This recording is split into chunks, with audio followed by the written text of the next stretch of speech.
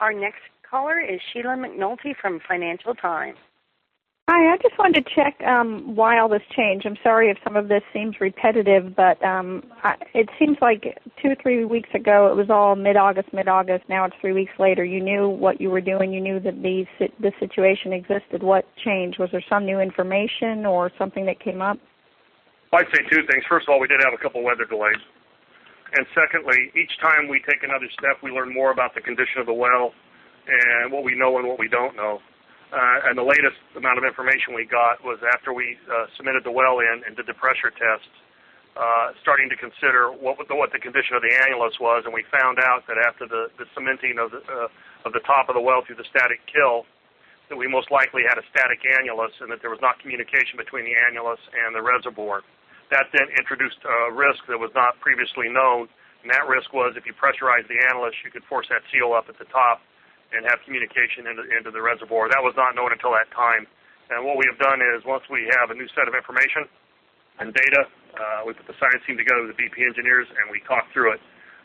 As we get to the end, we are very close to putting this well away. I think none of us want to make a mistake at this point, and I have no problem as the National Incident Commander with an overabundance of caution. Did the top kill, the procedure of doing the top kill complicate things? Did they create any of the additional issues you're seeing now? Well, there's some that would tell you that the lack of communication between the annulus and the reservoir might not be cement. It could be just a collapse of the formation around it. We really don't know. All we know is there's no communication. One assumption is that was cement from the top kill. But the fact of the matter is the facts we have on ground is that there's no apparent communication between the annulus and the reservoir. Our last caller is Noah Brenner from Upstream. Hi, thank you for taking my question. I was just wondering, as I understand it, so if there's no communication between the annulus and the reservoir, what you're concerned about is the release of this 1,000 barrels of liquid that's contained in the annulus, whether that's mud or actual oil.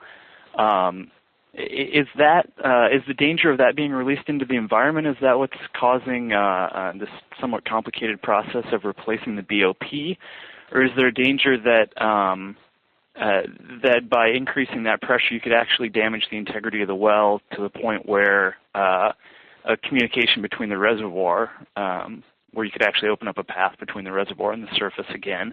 Because honestly, it seems like if this whole thing is being done to keep 1,000 barrels out of the Gulf, which I'm not downplaying that, but it seems like quite a bit when you've already spilled 4.9 million.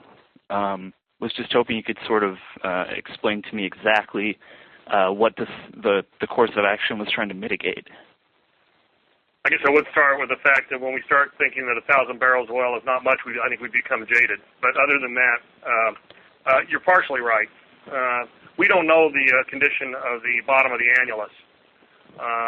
It could be that whatever is blocking that wouldn't take much to move it. We don't know. We think that's a low probability, but would be a very high consequence outcome. One thing we don't want is direct communication between that reservoir and the surface.